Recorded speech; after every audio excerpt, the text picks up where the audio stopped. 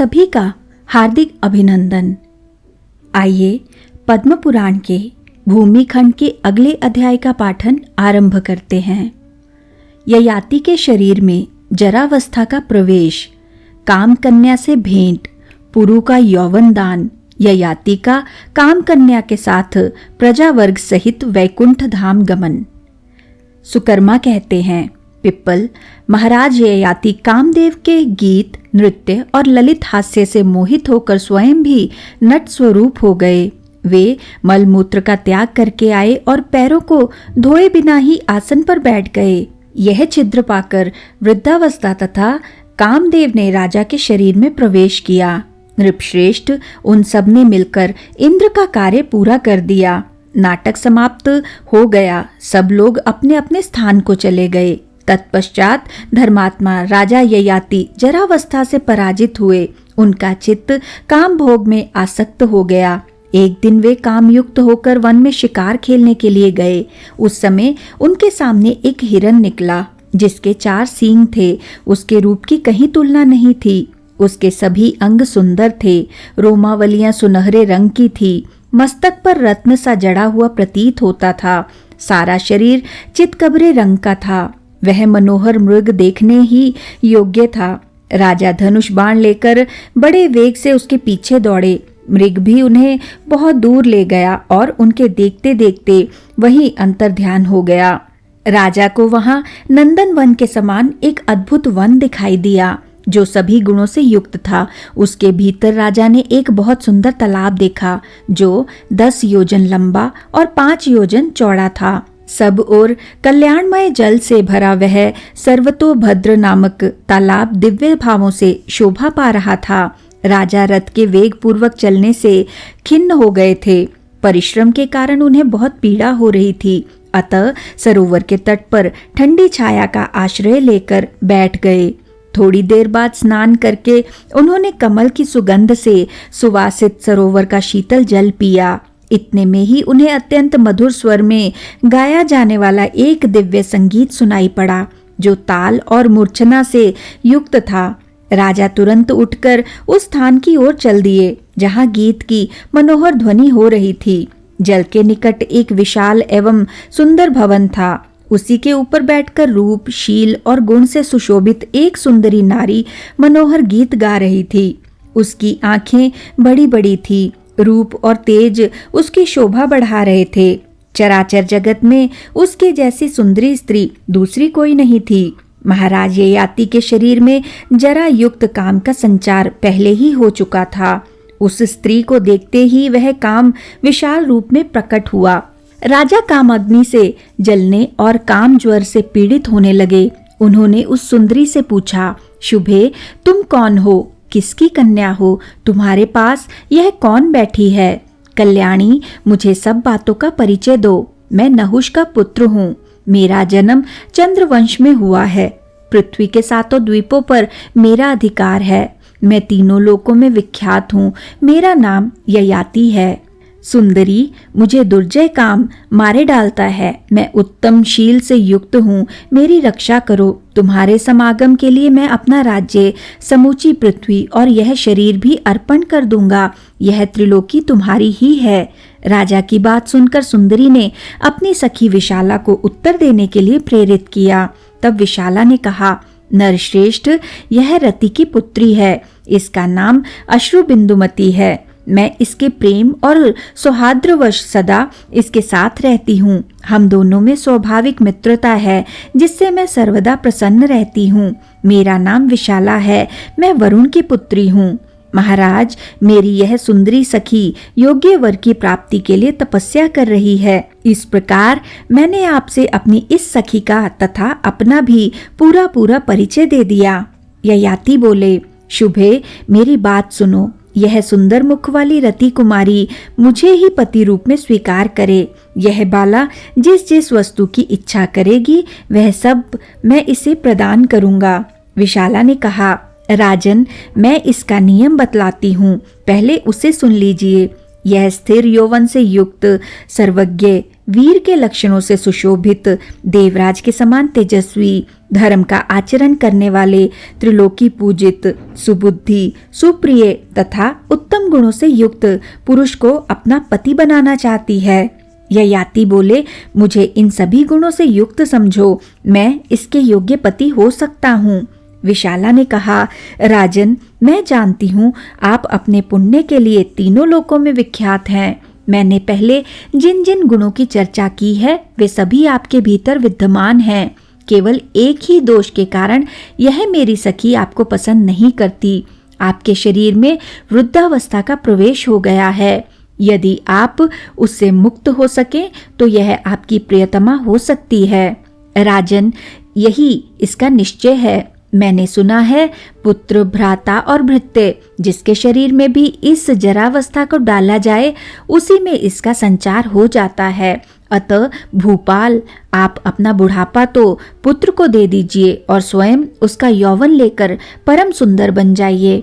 मेरी सखी जिस रूप में आपका उपभोग करना चाहती है उसी के अनुकूल व्यवस्था कीजिए। ययाति बोले, महाभागे एवमस्तु, मैं तुम्हारी आज्ञा का पालन करूंगा। राजा ययाति काम भोग में आसक्त होकर अपनी विवेक शक्ति खो बैठे थे। वे घर जाकर अपने पुत्रों से बोले, तुम लोगों में से कोई एक मेरी दुखदायिनी जरावस्था को ग्रहण कर ले और अपनी जवानी मुझे दे दे, जिससे मैं इच्छा अनुसार भोग सकूं। जो मेरी वृद्धावस्था को ग्रहण करेगा वह पुत्रों में श्रेष्ठ समझा जाएगा और वही मेरे राज्य का स्वामी होगा। उसको सुख, संपत्ति, धन धान्य, बहुत सी संतानें तथा यश और कीर्ति प्राप्त होगी। तुरु ने कहा, पिताजी, इसमें संदेह नहीं है कि पिता माता की कृपा से ही पुत्र को शरीर की प्राप्ति होती है। अतः उसका कर्तव्य है कि वह विशेष चेष्टा के साथ माता पिता की सेवा करे। परंतु महाराज, यौवन दान करने का यह मेरा समय नहीं है। तुरु की बात सुनकर धर्मात्मा राजा को बड़ा क्रोध हुआ। वे उसे शाप देते हुए बोले, तूने मेरी आज्ञा का अनादर किया है, अतः तू सब धर्मों से बहिष्कृत और पापी हो जा। तेरा हृदय पवित्र ज्ञान से शून्य हो जाए और तू कोढ़ी हो जा। तुरु को इस प्रकार शाप देकर वे अपने दूसरे पुत्र यदु से बोले, बेटा, तू मेरी जरावस्था को ग्रहण कर और मेरा अकंटक राज्य भोग। यह सुनकर यदु ने हाथ जोड़कर कहा, पिताजी, कृपा कीजिए, मैं बुढ़ापे का भार नहीं ढो सकता। शीत का कष्ट सहना, अधिक राह चलना, कदन्न भोजन करना, जिनकी जवानी बीत गई हो ऐसी स्त्रियों से संपर्क रखना और मन की प्रतिकूलता का सामना करना, ये वृद्धावस्था के 5 हेतु हैं। यदु के यूं कहने पर महाराज ययाति ने कुपित होकर उन्हें भी शाप दिया, जा, तेरा वंश राज्यहीन होगा, उसमें कभी कोई राज्य न होगा। यदु ने कहा, महाराज, मैं निर्दोष हूँ, आपने मुझे शाप क्यों दे दिया? मुझे दीन पर दया कीजिए, प्रसन्न हो जाइए। ययाति बोले, बेटा, महान देवता भगवान विष्णु जब तेरे वंश में अपने अंश सहित अवतार लेंगे उस समय तेरा कुल पवित्र शाप से मुक्त हो जाएगा। राजा ययाति ने कुरु को शिशु समझकर छोड़ दिया और शर्मिष्ठा के पुत्र पुरु को बुलाकर कहा, बेटा, तू मेरी वृद्धावस्था ग्रहण कर ले। पुरु ने कहा, राजन, मैं आपकी आज्ञा का पालन करूंगा। मुझे अपनी वृद्धावस्था दीजिए और आज ही मेरी युवावस्था से सुंदर रूप धारण कर उत्तम भोग भोगिए। यह सुनकर महामनस्वी राजा का चित्त अत्यंत प्रसन्न हुआ। वे पुरु से बोले, महामते, तूने मेरी वृद्धावस्था ग्रहण की और अपना यौवन मुझे दिया, इसलिए मेरे दिए हुए राज्य का उपभोग कर। अब राजा की बिल्कुल नई अवस्था हो गई। वे 16 वर्ष के तरुण प्रतीत होने लगे, देखने में अत्यंत सुंदर, मानो दूसरे कामदेव हों। महाराज ने पुरु को अपना धनुष, राज्य, छत्र, घोड़ा, हाथी, धन, खजाना, देश, सेना, चवर और व्यंजन सब कुछ दे डाला। धर्मात्मा नहुष कुमार अब कामात्मा हो गए। वे कामासक्त होकर बारंबार उस स्त्री का चिंतन करने लगे। उन्हें अपने पहले वृतांत का स्मरण न रहा। नई जवानी पाकर वे बड़ी शीघ्रता के साथ कदम बढ़ाते हुए अश्रु बिंदुमती के पास गए। उस समय उनका चित्त काम से उन्मत्त हो रहा था। वे विशाल नेत्रों वाली विशाला को देखकर बोले, भद्रे, मैं प्रबल दोष रूप वृद्धावस्था को त्याग कर यहाँ आया हूँ। अब मैं तरुण हूँ, अतः तुम्हारी सखी मुझे स्वीकार करे। विशाला बोली, राजन, आप दोष रूपा जरावस्था को त्याग कर आए हैं, यह बड़ी अच्छी बात है, परंतु अब भी आप एक दोष से लिप्त हैं, जिससे यह आपको स्वीकार करना नहीं चाहती। आपकी 2 सुंदर नेत्रों वाली स्त्रियां हैं, शर्मिष्ठा और देवयानी। ऐसी दशा में आप मेरी इस सखी के वश में कैसे रह सकेंगे? जलती हुई आग में समा जाना और पर्वत के शिखर से कूद पड़ना अच्छा है, किंतु रूप और तेज से युक्त होने पर भी ऐसे पति से विवाह करना अच्छा नहीं है जो सौत रूपी विष से युक्त हो। यद्यपि आप गुणों के समुद्र हैं, तो भी इसी एक दोष के कारण यह आपको पति बनाना पसंद नहीं करती। ययाति ने कहा, शुभे, मुझे देवयानी और शर्मिष्ठा से कोई प्रयोजन नहीं है। इस बात के लिए मैं सत्य धर्म से युक्त अपने शरीर को छूकर शपथ करता हूँ। अश्रु बिंदुमती बोली, राजन, मैं ही आपके राज्य और शरीर का उपभोग करूंगी। जिस जिस कार्य के लिए मैं कहूँ उसे आपको अवश्य पूर्ण करना होगा। इस बात का विश्वास दिलाने के लिए अपना हाथ मेरे हाथ में दीजिए। ययाति ने कहा, राजकुमारी, मैं तुम्हारी सिवा किसी दूसरी स्त्री को नहीं ग्रहण करूंगा। वरानने, मेरा राज्य, समूची पृथ्वी, मेरा यह शरीर और खजाना, सबका तुम इच्छानुसार उपभोग करो। सुंदरी, लो, मैंने तुम्हारे हाथ में अपना हाथ दे दिया। अश्रु बिंदुमती बोली, महाराज, अब मैं आपकी पत्नी बनूंगी। इतना सुनते ही महाराज ययाति की आंखें हर्ष से खिल उठी। उन्होंने गांधर्व विवाह की विधि से काम कुमारी अश्रु बिंदुमती को ग्रहण किया और युवावस्था के द्वारा वे उनके साथ विहार करने लगे। अश्रु बिंदुमती में आसक्त होकर वहां रहते हुए राजा को 20,000 वर्ष बीत गए। इस प्रकार इंद्र के लिए किए हुए कामदेव के प्रयोग से उस स्त्री ने महाराज को भली भांति मोहित कर लिया। एक दिन की बात है, कामनंदिनी अश्रु बिंदुमती ने मोहित हुए राजा ययाति से कहा, प्राणनाथ, मेरे हृदय में कुछ अभिलाषा जागृत हुई है, आप मेरे उस मनोरथ को पूर्ण कीजिए। पृथ्वीपते, आप यज्ञों में प्रधान अश्वमेध यज्ञ का अनुष्ठान करें। राजा बोले, महाभागे एवमस्तु, मैं तुम्हारा प्रिय कार्य अवश्य करूंगा। ऐसा कहकर महाराज ने राज्य भोग से निस्पृह अपने पुत्र पुरु को बुलाया। पिता का आवाहन सुनकर पुरु आए। उन्होंने भक्ति पूर्वक हाथ जोड़कर राजा के चरणों में प्रणाम किया और अश्रु बिंदुमती के युगल चरणों में भी मस्तक झुकाया। इसके बाद वे पिता से बोले, महाप्राज्ञ, मैं आपका दास हूँ, बताइए मेरे लिए आपकी क्या आज्ञा है, मैं कौन सा कार्य करूं? राजा ने कहा, बेटा, पुण्यात्मा द्विजों, ऋत्विजों और भूमिपालों को आमंत्रित करके तुम अश्वमेध यज्ञ की तैयारी करो। महातेजस्वी पुरु बड़े धार्मिक थे। उन्होंने पिता के कहने पर उनकी आज्ञा का पूर्णतया पालन किया। तत्पश्चात राजा ययाति ने काम कन्या के साथ यज्ञ की दीक्षा ली। उन्होंने अश्वमेध यज्ञ में ब्राह्मणों और दीनों को अनेक प्रकार के दान दिए। यज्ञ समाप्त होने पर महाराज ने उस सुमुखी से पूछा, बाले, और कोई कार्य भी जो तुम्हें अत्यंत प्रिय हो बताओ, मैं तुम्हारा कौन सा कार्य करूं? यह सुनकर उसने राजा से कहा, महाराज, मैं इंद्रलोक, ब्रह्मलोक, शिवलोक और विष्णुलोक का दर्शन करना चाहती हूँ।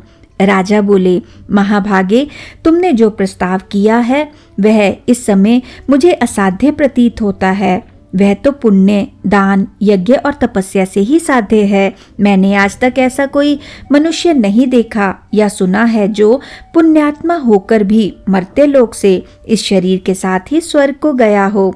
अतः सुंदरी, तुम्हारा बताया हुआ कार्य मेरे लिए असाध्य है। प्रिय, दूसरा कोई कार्य बताओ, उसे अवश्य पूर्ण करूंगा। अश्रु बिंदुमती बोली, राजन, इसमें संदेह नहीं कि यह कार्य दूसरे मनुष्यों के लिए सर्वथा असाध्य है, पर आपके लिए तो साध्य ही है। यह मैं बिल्कुल सच सच कह रही हूँ। इसी उद्देश्य से मैंने आपको अपना स्वामी बनाया था।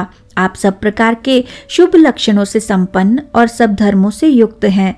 मैं जानती हूँ आप भगवान विष्णु के भक्त हैं, वैष्णवों में परम श्रेष्ठ हैं। जिसके ऊपर भगवान विष्णु की कृपा होती है वह सर्वत्र जा सकता है।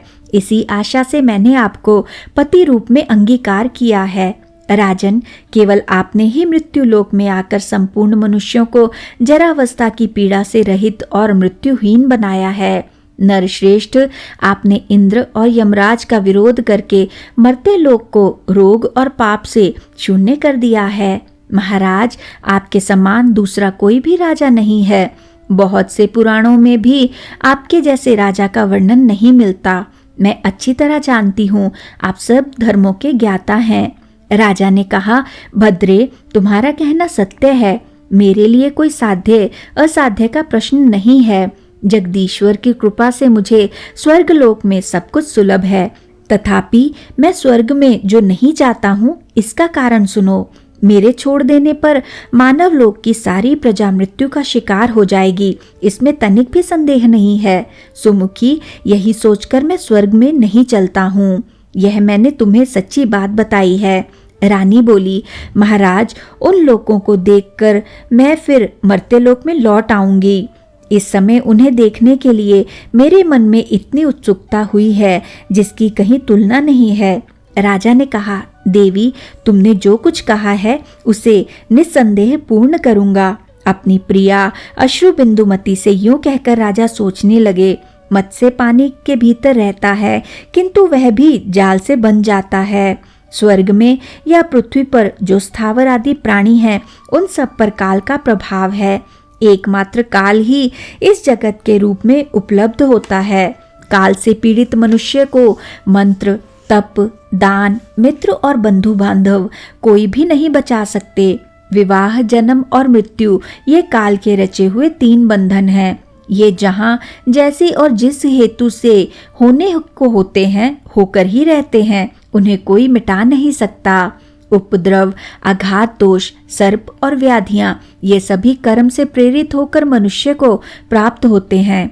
आयु, कर्म, धन, विद्या और मृत्यु, ये 5 बातें जीव के गर्भ में रहते समय ही रच दी जाती हैं। जीव को देवत्व, मनुष्यत्व, पशु पक्षी आदि तिर्य योनियां और स्थावर योनि, ये सब कुछ अपने अपने कर्मानुसार ही प्राप्त होते हैं। मनुष्य जैसा करता है वैसा भोगता है। उसे अपने किए हुए को ही सदा भोगना पड़ता है। वह अपना ही बनाया हुआ दुख और अपना ही रचा हुआ सुख भोगता है। जो लोग अपने धन और बुद्धि से किसी वस्तु को अन्यथा करने की युक्ति रखते हैं, वे भी अपने उपार्जित सुख दुखों का उपभोग करते हैं। जैसे बछड़ा हजारों गौओं के बीच में खड़ी होने पर भी अपनी माता को पहचानकर उसके पास पहुंच जाता है, उसी प्रकार पूर्व जन्म के किए हुए शुभाशुभ कर्म कर्ता का अनुसरण करते हैं। पहले का किया हुआ कर्म कर्ता के सोने पर उसके साथ ही सोता है, उसके खड़े होने पर ही खड़ा होता है और चलने पर पीछे पीछे चलता है। तात्पर्य यह है कि कर्म छाया की भांति कर्ता के साथ लगा रहता है। जैसे छाया और धूप सदा एक दूसरे से संबंध होते हैं, उसी प्रकार कर्म और कर्ता का भी परस्पर संबंध है। शस्त्र, अग्नि, विष आदि से जो बचाने योग्य वस्तु है, उसको भी दैव ही बचाता है। जो वास्तव में आरक्षित वस्तु है, उसकी दैव ही रक्षा करता है। दैव ने जिसका नाश कर दिया हो, उसकी रक्षा नहीं देखी जाती। यह मेरे पूर्व कर्मों का परिणाम ही है, दूसरा कुछ नहीं। इस स्त्री के रूप में दैव ही यहाँ आ पहुँचा है, इसमें तनिक भी संदेह नहीं है। मेरे घर में जो नाटक खेलने वाले नट और नर्तक आए थे, उन्हीं के संग से मेरे शरीर में जरावस्था ने प्रवेश किया है। इन सब बातों को मैं अपने कर्मों का ही परिणाम मानता हूँ। इस प्रकार की चिंता में पड़कर राजा ययाति बहुत दुखी हो गए। उन्होंने सोचा, यदि मैं प्रसन्नता पूर्वक इसकी बात नहीं मानूंगा तो मेरे सत्य और धर्म दोनों ही चले जाएंगे। इसमें तनिक भी संदेह नहीं है। जैसा कर्म मैंने किया था उसके अनुरूप ही फल आज दृष्टिगोचर हुआ है। यह निश्चित बात है कि देव का विधान टाला नहीं जा सकता। इस तरह सोच विचार में पड़े हुए राजा ययाति सबके कलेश दूर करने वाले भगवान श्री हरि की शरण में गए। उन्होंने मन ही मन भगवान मधुसूदन का ध्यान और नमस्कार पूर्वक सत्वन किया तथा कातर भाव से कहा, लक्ष्मीपते, मैं आपकी शरण में आया हूँ, आप मेरा उद्धार कीजिए। सुकर्मा कहते हैं, परम धर्मात्मा राजा ययाति इस प्रकार चिंता कर ही रहे थे कि रति कुमारी देवी अश्रु बिंदुमती ने कहा, राजन, अन्यान्य प्राकृत मनुष्यों की भांति आप दुखपूर्ण चिंता कैसे कर रहे हैं? जिसके कारण आपको दुख हो वह कार्य मुझे कभी नहीं करना है। उसके यूं कहने पर राजा ने उस वरांगना से कहा, देवी, मुझे जिस बात की चिंता हुई है उसे बताता हूँ, सुनो। मेरे स्वर्ग चले जाने पर सारी प्रजा दीन हो जाएगी, तथापि अब मैं तुम्हारे साथ स्वर्गलोक को चलूंगा। यूं कहकर राजा ने अपने उत्तम पुत्र पुरु को, जो सब धर्मों के ज्ञाता, वृद्धावस्था से युक्त और परम बुद्धिमान थे, बुलाया और इस प्रकार कहा, धर्मात्मन, मेरी आज्ञा से तुमने धर्म का पालन किया है। अब मेरी वृद्धावस्था दे दो और अपनी युवावस्था ग्रहण करो। खजाना, सेना तथा सवारियों सहित मेरा यह राज्य तथा समुद्र सहित समूची पृथ्वी को भोगो। मैंने इसे तुम्हें ही दिया है। दुष्टों को दंड देना और साधु पुरुषों की रक्षा करना तुम्हारा कर्तव्य है। तात, तुम्हें धर्मशास्त्र को प्रमाण मानकर उसी के अनुसार सब कार्य करना चाहिए। महाभाग, शास्त्रीय विधि के अनुसार भक्ति पूर्वक ब्राह्मणों का पूजन करना, क्योंकि वे तीनों लोकों के पूजनीय हैं। 5वें 7वें दिन खजाने की देखभाल करते रहना। सेवकों को धन और भोजन आदि से प्रसन्न करके सदा इनका आदर करना। गुप्तचरों को नियुक्त करके राज्य के प्रत्येक अंग पर दृष्टि रखना। सदा दान देते रहना। शत्रु पर अनुराग या विश्वास ना करना। विद्वान पुरुषों के द्वारा सदा अपनी रक्षा का प्रबंध रखना। बेटा, अपने मन को काबू में रखना। कभी शिकार खेलने के लिए ना जाना। स्त्री, खजाना, सेना और शत्रु पर कभी विश्वास न करना। सुयोग्य पात्रों और सब प्रकार के बलों का संग्रह करना। यज्ञों के द्वारा भगवान ऋषिकेश का पूजन करना और सदा पुण्यात्मा बने रहना। प्रजा को जिस वस्तु की इच्छा हो वह सब उन्हें प्रतिदिन देते रहना। बेटा, तुम प्रजा को सुख पहुंचाओ, प्रजा का पालन पोषण करो। पराये धन और पराई स्त्रियों के प्रति कभी दूषित विचार मन में ना लाना। वेद और शास्त्रों का निरंतर चिंतन करना और सदा अस्त्र शस्त्रों से अभ्यास में लगे रहना। हाथी और रथ हाँकने का अभ्यास भी बढ़ाते रहना। पुत्र को ऐसा आदेश देकर राजा ने आशीर्वाद के द्वारा उसे प्रसन्न किया और अपने हाथ से राज सिंहासन पर बिठाया।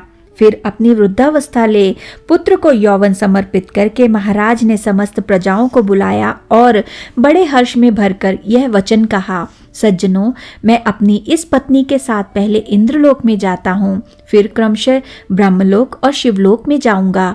इसके बाद समस्त लोगों के पाप दूर करने वाले तथा जीवों को सद्गति प्रदान करने वाले विष्णु धाम को प्राप्त होऊंगा। इसमें तनिक भी संदेह नहीं है। ब्राह्मण, क्षत्रिय, वैश्य और शूद्र मेरी समस्त प्रजा को कुटुंब सहित यहीं सुखपूर्वक रहना चाहिए। यही मेरी आज्ञा है। आज से ये महाबाहु पुरु आप लोगों के रक्षक हैं। इनका स्वभाव धीर है। मैंने इन्हें शासन का अधिकार देकर राजा के पद पर प्रतिष्ठित किया है। महाराज के यूं कहने पर प्रजाजनों ने कहा, नृपश्रेष्ठ, संपूर्ण वेदों में धर्म का ही श्रवण होता है। पुराणों में भी धर्म की ही व्याख्या की गई है, किंतु पूर्व काल में किसी ने धर्म का साक्षात दर्शन नहीं किया। केवल हम लोगों ने ही चंद्रवंश में राजा नहुष के घर उत्पन्न हुए आपके रूप में उस दशांग धर्म का साक्षात्कार किया है। महाराज, आप सत्य प्रिय, ज्ञान विज्ञान संपन्न, पुण्य की महान राशि, गुणों के आधार तथा सत्य के ज्ञाता हैं। सत्य का पालन करने वाले महान ओजस्वी पुरुष परम धर्म का अनुष्ठान करते हैं। आपसे बढ़कर दूसरा कोई पुरुष हमारे देखने में नहीं आया है। आप जैसे धर्म पालक एवं सत्यवादी राजा को हम मन, वाणी और शरीर किसी की भी क्रिया द्वारा छोड़ने में असमर्थ हैं। महाराज, जब आप ही नहीं रहेंगे तब स्त्री, धन, भोग और जीवन लेकर हम क्या करेंगे? अतः राजेंद्र, अब हमें यहाँ रहने की कोई आवश्यकता नहीं है। आपके साथ ही हम भी चलेंगे। प्रजाजनों की यह बात सुनकर राजा ययाति को बड़ा हर्ष हुआ। वे बोले, आप सब लोग परम पुण्यात्मा हैं, मेरे साथ चलें। यूं कहकर वे काम कन्या के साथ रथ पर सवार हुए। वह रथ चंद्रमंडल के समान जान पड़ता था। सेवक गण हाथ में चंवर और व्यंजन लेकर महाराज को हवा कर रहे थे। राजा के मन में किसी प्रकार की पीड़ा नहीं थी। उनके राज्य में ब्राह्मण, क्षत्रिय, वैश्य और शूद्र सभी वैष्णव थे। इनके सिवा जो अन्न त्यज थे उनके मन में भी भगवान विष्णु के प्रति भक्ति थी। सभी दिव्य माला धारण किए तुलसी दलों से शोभा पा रहे थे। उनकी संख्या अरबों खरबों तक पहुंच गई। सभी भगवान विष्णु के ध्यान में तत्पर और जप एवं दान में संलग्न रहने वाले थे। सबके सब विष्णु भक्त और पुण्यात्मा थे। उन सब ने महाराज के साथ दिव्य लोकों की यात्रा की। उस समय सबके हृदय में महान आनंद छा रहा था। राजा ययाति सबसे पहले इंद्रलोक में गए। उनके तेज, पुण्य, धर्म और तपोबल से और लोग भी साथ साथ गए। वहां पहुंचने पर देवता, गंधर्व, किन्नर तथा चारणों सहित देवराज इंद्र उनके सामने आए और उनका सम्मान करते हुए बोले, महाभाग, आपका स्वागत है। आइए मेरे घर में पधारिए और दिव्य, पावन एवं मनोरम भोगों का उपभोग कीजिए। राजा ने कहा, देवराज, आपके चरणार विंदों में प्रणाम करके हम लोग सनातन ब्रह्मलोक में जा रहे हैं। यह कहकर देवताओं के मुख से अपनी स्तुति सुनते हुए वे ब्रह्मलोक में गए। वहां मुनिवरों के साथ महातेजस्वी ब्रह्मा जी ने अर्घ्यादि सुविस्तृत उपचारों के द्वारा उनका आतिथ्य सत्कार किया और कहा, राजन, तुम अपने शुभ कर्मों के फल स्वरूप विष्णु लोक को जाओ। ब्रह्मा जी के यूं कहने पर वे पहले शिवलोक में गए। वहां भगवान शंकर ने पार्वती जी के साथ उनका स्वागत सत्कार किया और इस प्रकार कहा, महाराज, तुम भगवान विष्णु के भक्त हो, अतः मेरे भी अत्यंत प्रिय हो, क्योंकि मुझ में और विष्णु में कोई अंतर नहीं है। जो विष्णु है वही मैं हूँ और मुझी को विष्णु समझो। पुण्यात्मा विष्णु भक्त के लिए भी यही स्थान है। अतः महाराज, तुम यहाँ इच्छानुसार रह सकते हो। भगवान शिव के यूं कहने पर श्री विष्णु के प्रिय भक्त ययाति ने मस्तक झुकाकर उनके चरणों में भक्ति पूर्वक प्रणाम किया और कहा, महादेव, आपने इस समय जो कुछ भी कहा है सत्य है। आप दोनों में वस्तुतः कोई अंतर नहीं है। एक ही परमात्मा के स्वरूप की ब्रह्मा, विष्णु और शिव तीनों रूपों में अभिव्यक्ति हुई है। तथापि मेरी विष्णु लोक में जाने की इच्छा है, अतः आपके चरणों में प्रणाम करता हूँ। भगवान शिव बोले, महाराज, एवमस्तु, तुम विष्णु लोक को जाओ। उनकी आज्ञा पाकर राजा ने कल्याणमयी भगवती उमा को नमस्कार किया और उन परम पावन विष्णु भक्तों के साथ वे विष्णु धाम को चल दिए। ऋषि और देवता सब और खड़े हो उनकी स्तुति कर रहे थे। गंधर्व, किन्नर, सिद्ध, पुण्यात्मा, चारण, साध्य, विद्याधर, 49 मरुदगण, 8 वसु, 11 रुद्र, 12 आदित्य, लोकपाल तथा समस्त त्रिलोकी चारों ओर उनका गुणगान कर रही थी। महाराज ययाति ने रोग शोक से रहित अनुपम विष्णु लोक का दर्शन किया। सब प्रकार की शोभा से संपन्न सोने के विमान उस लोक की सुषमा बढ़ा रहे थे। चारों ओर दिव्य छटा छा रही थी। वह मोक्ष का उत्तम धाम वैष्णवों से शोभा पा रहा था। देवताओं की वहां भीड़ सी लगी थी। नहुष नंदन ययाति ने सब प्रकार के दाह से रहित उस दिव्य धाम में प्रवेश करके कलेशहारी भगवान नारायण का दर्शन किया। भगवान के ऊपर चंदोवे तने हुए थे, जिनसे उनकी बड़ी शोभा हो रही थी। वे सब प्रकार के आभूषण और पीत वस्त्रों से विभूषित थे। उनके वक्षस्थल में श्रीवत्स का चिन्ह शोभा पा रहा था। सबके महान आश्रय भगवान जगन्नाथ लक्ष्मी के साथ गरुड़ पर विराजमान थे। वे ही परात्पर परमेश्वर हैं, संपूर्ण देवलोकों की गति हैं, परमानंदमय कैवल्य से सुशोभित हैं। बड़े बड़े लोक, पुण्यात्मा वैष्णव, देवता तथा गंधर्व उनकी सेवा में रहते हैं। राजा ययाति ने अपनी पत्नी सहित निकट जाकर गंधर्वों द्वारा सेवित देववृंद से घिरे दुख कलेशहारी प्रभु नारायण को नमस्कार किया तथा उनके साथ जो अन्य वैष्णव पधारे थे उन्होंने भी भक्ति पूर्वक भगवान के दोनों चरण कमलों में मस्तक झुकाया। परम तेजस्वी राजा को प्रणाम करते देख भगवान ऋषिकेश ने कहा, महाराज, मैं तुम पर बहुत संतुष्ट हूँ। तुम मेरे भक्त हो, अतः तुम्हारे मन में यदि कोई दुर्लभ मनोरथ हो तो उसके लिए वर मांगो, मैं उसे निस्संदेह पूर्ण करूँगा। राजा बोले, मधुसूदन, जगतपते, देवेश्वर, यदि आप मुझ पर संतुष्ट हैं तो सदा के लिए मुझे अपना दास बना लीजिए। भगवान श्री विष्णु ने कहा, महाभाग, ऐसा ही होगा। तुम मेरे भक्त हो, इसमें तनिक भी संदेह नहीं है। राजन, तुम अपनी पत्नी के साथ सदा मेरे लोक में निवास करो। भगवान की ऐसी आज्ञा पाकर उनकी कृपा से महाराज ययाति परम प्रकाशमान विष्णु लोक में निवास करने लगे। सुकर्मा कहते हैं, पिप्पल जी, यह संपूर्ण पाप नाशक चरित्र मैंने आपको सुना दिया। संसार में राजा ययाति का दिव्य एवं शुभ जीवन चरित्र परम कल्याणदायक तथा पितृभक्त पुत्रों का उद्धार करने वाला है। पिता की सेवा के प्रभाव से पुरु को राज्य प्राप्त हुआ।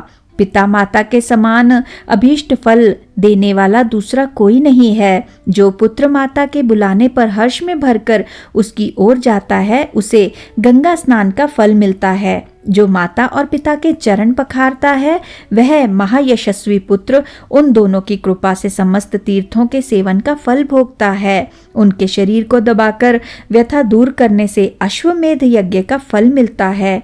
जो भोजन और वस्त्र देकर माता पिता का पालन करता है, उसे पृथ्वी दान का पुण्य प्राप्त होता है। गंगा और माता सर्वतीर्थमयी मानी गई है, इसमें तनिक भी संदेह नहीं है। जैसे जगत में समुद्र परम पुण्यमय एवं प्रतिष्ठित माना गया है, उसी प्रकार इस संसार में पिता माता का भी महत्वपूर्ण स्थान है। ऐसा पौराणिक विद्वानों का कथन है। जो पुत्र माता पिता को कटु वचन सुनाता और कोसता है, वह बहुत दुख देने वाले नरक में पड़ता है। जो गृहस्थ होकर भी बूढ़े माता पिता का पालन नहीं करता, वह पुत्र नरक में पड़ता और भारी यातना भोगता है। जो दुर्बुद्धि एवं पापाचारी पुरुष पिता की निंदा करता है, उसके उस पाप का प्रायश्चित प्राचीन विद्वानों को भी कभी दृष्टिगोचर नहीं हुआ है। विप्रवर, यही सब सोचकर मैं प्रतिदिन माता पिता की भक्ति पूर्वक पूजा करता हूँ और चरण दबाने आदि की सेवा में लगा रहता हूँ। मेरे पिता मुझे बुलाकर जो कुछ भी आज्ञा देते हैं, उसे मैं अपनी शक्ति के अनुसार बिना विचारे पूर्ण करता हूँ। इससे मुझे सद्गति प्रदान करने वाला उत्तम ज्ञान प्राप्त हुआ है। पिता माता की कृपा से संसार में तीनों कालों का ज्ञान सुलभ हो जाता है। पृथ्वी पर रहने वाले जो मनुष्य माता पिता की भक्ति करते हैं, उन्हें यह ज्ञान प्राप्त होता है। मैं यहीं रहकर स्वर्ग लोक तक की बातें जानता हूँ। विद्याधर श्रेष्ठ, आप भी जाइए और भगवत स्वरूप माता पिता की आराधना कीजिए। देखिए, इन माता पिता के प्रसाद से ही मुझे ऐसा ज्ञान मिला है।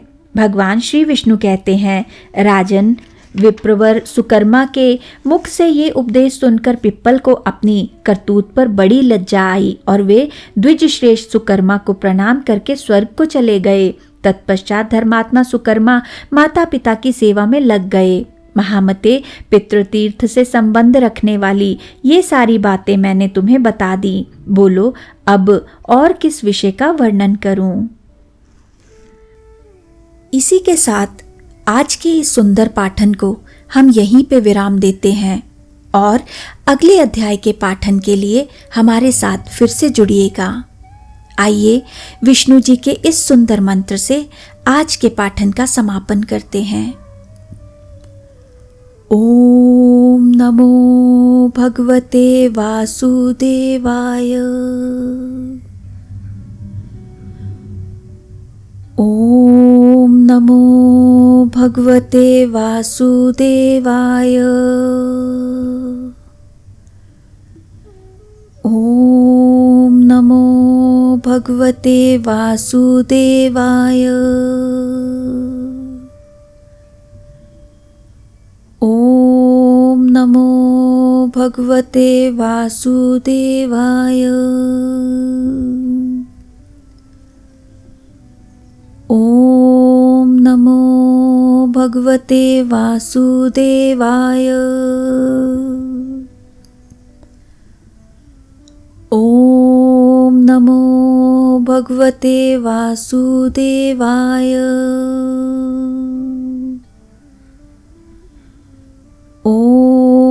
नमो भगवते वासुदेवाय। धन्यवाद।